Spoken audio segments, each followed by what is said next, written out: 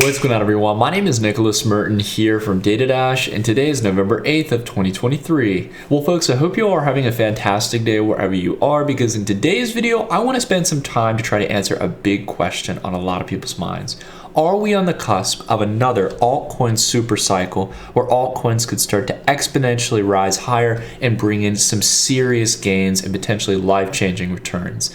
You all know, if you've been following the channel since 2017, the one thing that we are incredibly good at is spotting altcoin cycles and a lot of the gems that are going to win out in the next cycle as we continue to make solid returns and even sell towards the top of the last bull market during 2017 into early 2018 and make a lot of great returns as well in 2020 and 2021. So I want to spend some time to try to answer that question here in today's video, because if we aren't, it may very well be that we could be heading lower. So I want to spend some time to talk about the charts we need to watch. And if you guys happen to enjoy this video, consider dropping a like. It's one of the greatest ways you can support the channel. So let's go ahead and kick things off, guys. Now, I want to go ahead and start by saying I understand where people are coming from. There is definitely some optimism returning here to altcoins here in the near term. We've had about 3.5 weeks of solid green price action, totaling in from the absolute lows at around $318 billion to where we are now, basically coming in at around a 22 to 25% return. Definitely not bad if you can get it. And along with that as well, the thing that's got people really optimistic is that we've cleared through the line of resistance here on total 3. So just to clarify, what we're taking a look at here is the entire market cap of cryptocurrencies, excluding Bitcoin and Ethereum. We're really talking about the altcoin market, where all those altcoin gems might be, the other layer 1, layer 2 protocols, anything you can think of, all the utility tokens, all the different types of cryptos out there that really make up the altcoin market. They've set in their highest level since back here in April. However, it is important to note here with a degree of skepticism that we have yet to get above the previous range of resistance. And I think it's important to understand that in many ways we're still in a sideways accumulation channel here, trying to figure out whether or not we've really found our bottom foundation to start off a new bull market, not only for Bitcoin, which has been showcasing some solid strength here, holding on one of its lines of prior support, but on top of that as well, for altcoins to follow as well. That's the big question. And I think this question comes with a few smaller questions we need to ask before we can really get our answer to the big question.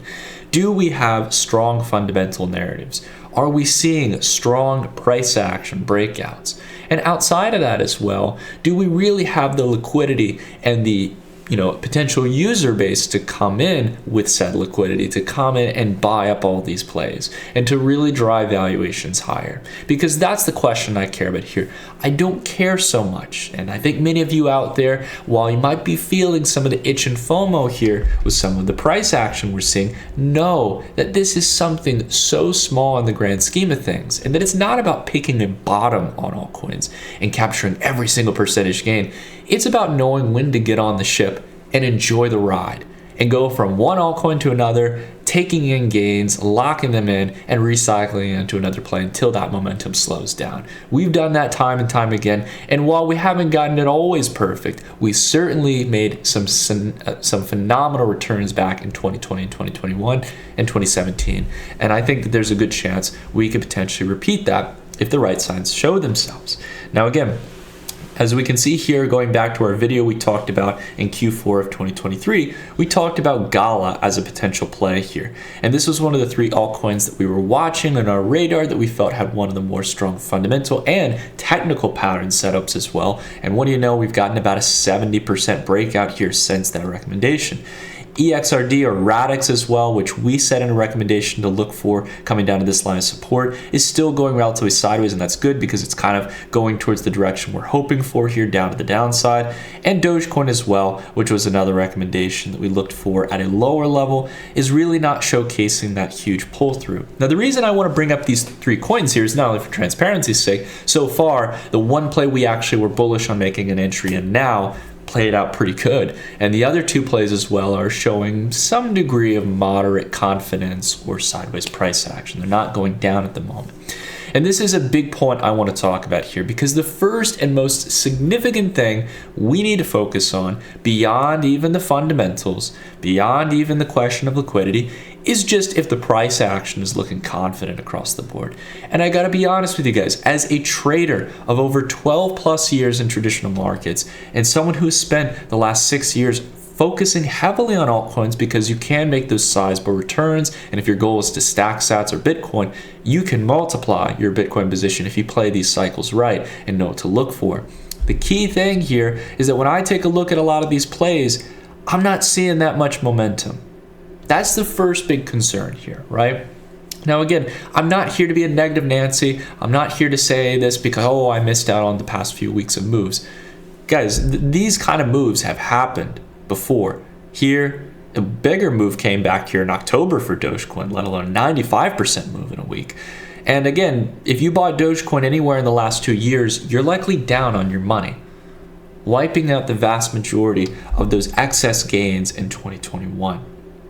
Now, there's a big reason here why I care a lot about momentum. If we're not really setting in higher lows and higher highs indicative of an uptrend, if I'm not even seeing the initial signs of that, or one of those big breakout, kind of candles that just go parabolic and then flag up to the side, showcasing that people aren't willing to take profits, they're betting on prices going higher. If I'm not seeing that kind of confidence in price, and I'm especially not seeing it in some of the really solid fundamental plays that actually could shake up DeFi like Radix, this is telling me that the buyers aren't here yet, and that institutional liquidity, right? That's a kind of vague term, but generally speaking, the whales, people who've got sizable capital that are willing to deploy it to the space, they haven't shown up to the plate yet. Nor are we really seeing the massive retail FOMO. And again, while there might be some more optimism on crypto Twitter and YouTube, again, guys, for those of you who've been around, and maybe those of you who are maybe investing for the first time, you still may remember back in 2020, 2021, or 2017, when there was the mania going on around altcoins, right? Even the initial stages don't feel like they're at play yet. So that's my first big concern, and we can see that here, not just in their USD pairings, which again are already setting in lower highs in most cases, still even with the recent upward move, but especially in their BTC comparative here. I'm not here so much to bash being long crypto now. If you want to go long into the ETF, that's your business at the end of the day. You guys know that we do generally believe prices will start to cool down here in the near term and that we're not ready for a full-scale bull market, but that's besides the point here. Our focus today is on altcoins. And when I take a look at Doge, when I take a look at XRP against Bitcoin, we can see that these traditional momentum plays that usually make sizable returns, even start to give really exciting returns in the initial stages, are not doing that here during this window of time. Are we still generally maintaining higher weekly closes here for XRP? Sure, but barely versus Bitcoin. I take it back here to Dogecoin. You can just see here, for example, from the lows of March of 2020, if we really have formulated our lows and we're kicking off the new cycle, which is, I think, what people are wondering at this point when we're asking about an altcoin cycle, we can see that even before 2021 kicked in, we had a practically 300% move here, roughly speaking, in Dogecoin, even well ahead of schedule here in just a few months from March of 2020. 300% in Dogecoin back then. Then afterwards, going up from that point on to make a 13,592% return.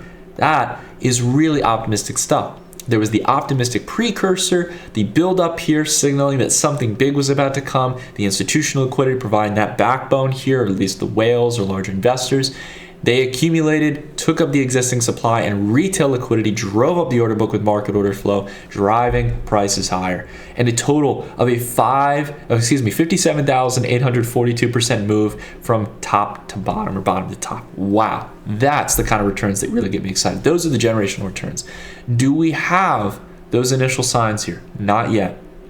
So even if you were to have missed that 300% move, if you wait for the confidence to show in, you can make even more sizable returns if you just wait for the real momentum to show up. Now again, Dogecoin is really the kind of pedestal play I would talk about here when it comes to being a MOMO player, momentum indicator for the market. Okay. Same with XRP here. XRP in the past against BTC makes these sizable moves in a very short period of time. We didn't get that the last time around here. And along with that as well, we're not seeing any sizable move here for XRP. It's barely keeping up with Bitcoin here since back in 2020. So this is an important thing to keep in mind here, is that momentum has not returned yet. That's point number one. The second point I want to spend some time to talk about is fundamental narratives. And I have to be honest with you guys, I constantly keep my door open for people to send me white papers ever since 2017. A lot of the projects you may see on this channel have been things that people have sent to me. They're things that people who I admire are covering. I go out and do my own due diligence on them. And I've been really good at spotting some of those initial trends like DeFi, spotting trends like GameFi, many things like that back in the day here on this channel, as well as enterprise blockchain, layer ones and layer twos, you name it. We've been at the cusp of a lot of big trends here in this channel, and I've also missed some like NFTs, so I don't want to spend time saying that I capture everything here in this channel, right? We've definitely missed the ball on some opportunities, but that's something we're pretty good at. And the thing I struggle with here, guys, big time, and I don't mean to sound like depressing about it, but it's a thing that we need to face if we're really considering putting our money or liquidity into the market, and that is whether or not there are any fundamental narratives. Now, sure, there can be speculation. There can be just people buying meme coins and whatever.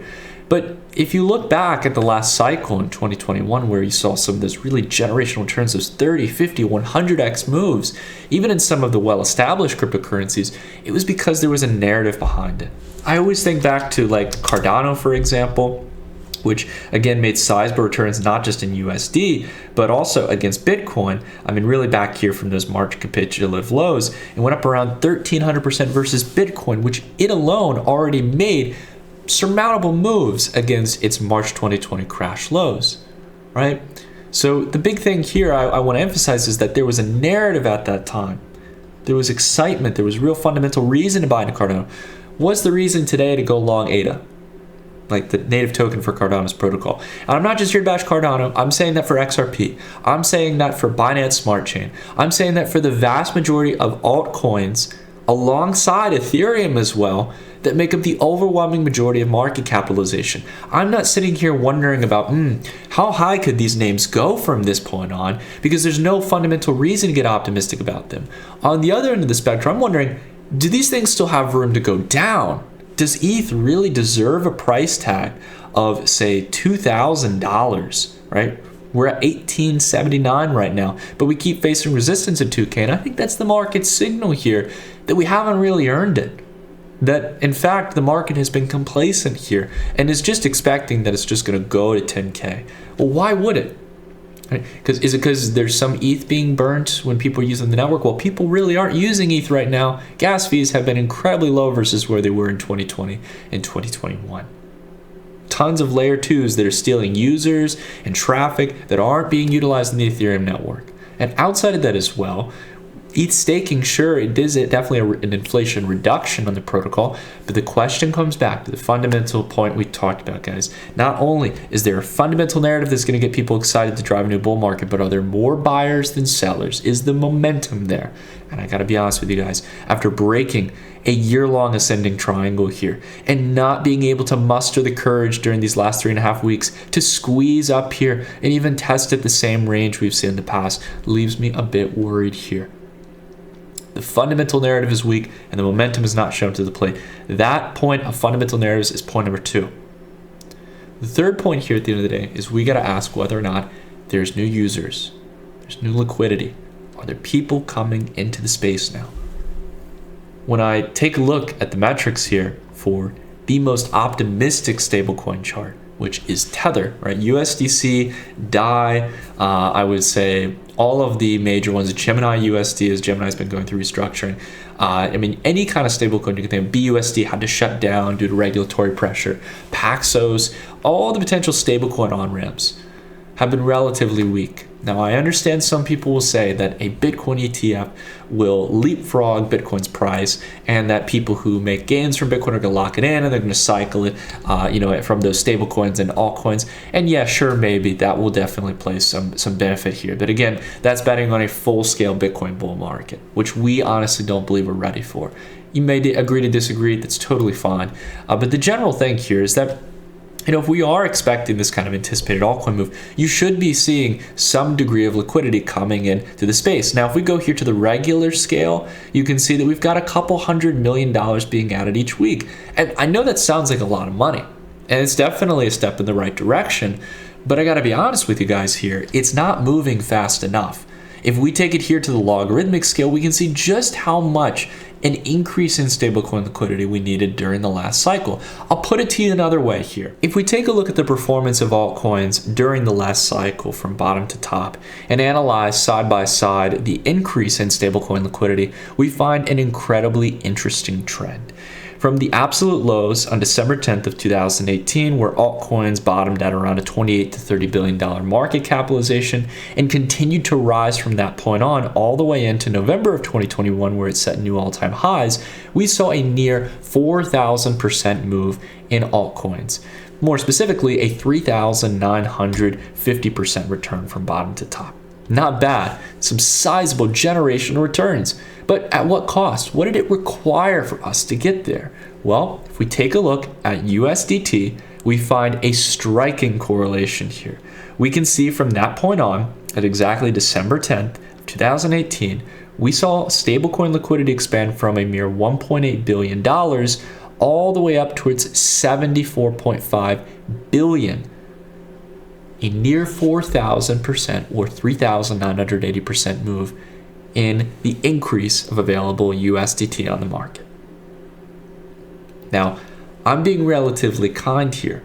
We're not including USDC, we're not including DAI, we're not including BUSD, and the whole slew of other stablecoins that were out there at that time and are not here today. Those stablecoin on-ramps, well, USDC is diminishing. It's seeing less and less USDC.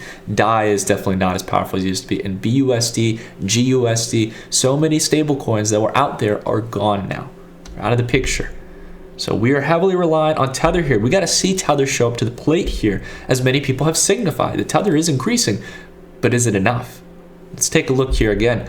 We've seen Tether in the meantime expand, more specific. Let's get it here at the exact figure, roughly around 3.7% here over the past, I would say about 6 weeks or 7 weeks.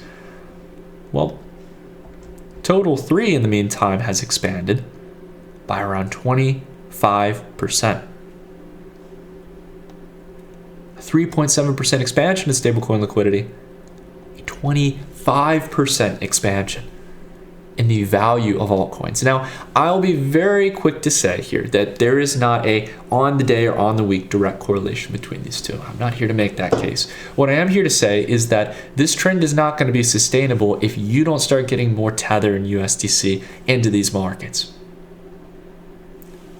Case in point, guys, I understand that there is some argument that, people will just, Bitcoin will go up and people will recycle it and people start to pay more of a premium on altcoins and speculate. Sure, that does happen in a bull market, but you're going to need more liquidity out there for people to really feel comfortable, for larger players to recycle those plays in the market. They need new entrants and new liquidity. And that's why I keep coming back to this point here. Where is that wave of new money going to come from? It's certainly not coming from central banks that are going through routine quantitative tightening, who've bolstered interest rates. Easy money is gone. So we've got to hope for some kind of pocket out there. Is it going to be some wave of retail investors I just don't know about, that I haven't heard of? I don't know anyone out there. Retail investors are drained for money right now. People are barely surviving with the cost of living. I think sometimes maybe some of us who are in crypto, we're a bit more fortunate, but we get detached from the reality that there are a lot of people out there who are struggling to pay their bills. They're drowning in credit card debt. People say, no, don't worry about that, Nick. The institutions are going to come in. BlackRock and all these big institutions are going to come in. Well, BlackRock's not going to be buying your altcoins, quite frankly. I'm just going to say that, guys, to be completely blunt to anyone who believes that narrative. We're lucky enough that they may be pursuing a Bitcoin ETF. But the key thing here I want to emphasize is that where is that institutional liquidity? And do they really have the risk appetite to come in here? Because the narrative's weak. The price momentum, albeit here in the past few weeks has been good, is not something that's a screaming buy by any means. These are the points I bring up here, guys, not to be cynical, not to be bearish, but to try to look. I'm really trying to play devil's advocate here by only focusing in on Tether, because if I were to show you, for example, as we emphasize actually on the channel a lot, USDT and USDC, stablecoin liquidity is still down 20%, roughly speaking, from the relative highs back in May of 2022. And these past few weeks have been minimal. If you consider that USDC is still reducing while Tether is expanding, we're only up about 2% in overall available stablecoin liquidity during a 25% move. As markets expand and grow over time, their appetite for liquidity grows with them. And I only say these things here today, guys, so that you heed caution and you don't fall into the FOMO. There'll be plenty of opportunities, both in crypto and also in equities, to make sizable returns in your life. I promise you that. The thing you can't afford to make a mistake on, is rather than missing out on opportunities, is chasing every single opportunity or potential opportunity with the end goal of believing that you are guaranteed returns, when in reality you very well could lose everything or a sizable amount of your portfolio you worked hard for. And I always keep that in mind here when I do these videos, guys. I've been doing YouTube since 2017, and every single week, every single month, every single year, that is my number one priority, and it's been growingly my number one priority over time, is to make sure to preserve and protect your capital at the end of the day. We have a very mature audience here, guys, and I intend to make sure that the content I create here is going to continue presenting towards that mature audience that's focused on the long term. Because if we can be patient, if we can wait for the right signs to demonstrate themselves, and I'm not completely closed out to the idea that we could get an altcoin cycle, but if we start seeing those fundamental narratives develop, if we start seeing the price action come in, the momentum set in, I can guarantee you guys, there's a good chance we're going to make some serious returns. We're going to know when to strike on it. We did it back in 2017. We did it back in 2019 and 2020, building up and accumulating those positions before 2021. And we will certainly do it again here on this channel. But right now, I can't name that many exciting projects out of the ones we've already talked about here. And that's, again, a lot of this place we're still expecting lower prices for because they're not showing the momentum right now. And I don't know where those new users and that new liquidity is going to come from. Not going into a recession, guys. Not in an environment of stagflation. And I guess that's just where we come from with our macro perspective. So if you guys enjoyed this video, I hope you can consider dropping a like. If you made it this far, you may like checking out our newsletter here on the channel, the Dash Report. I'll leave a link down below in the description if you guys would like to sign up. We cover markets from this kind of macro perspective. We try to dive into the data. We don't get caught up in short-term price moves. And we also have other trading opportunities in other markets. I think so many people are siloed into altcoins right now. There are some huge sectors that could be the equivalent of the FANG stocks going into the next few years that really can make multitudes in returns from the current valuation. And they're not cryptocurrencies. They're publicly traded companies in the United States and other different markets across the world.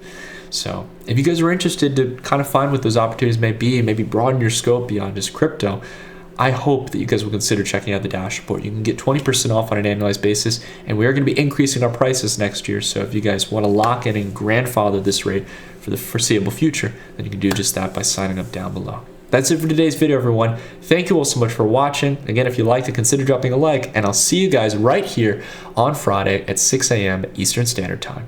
Take care, everyone.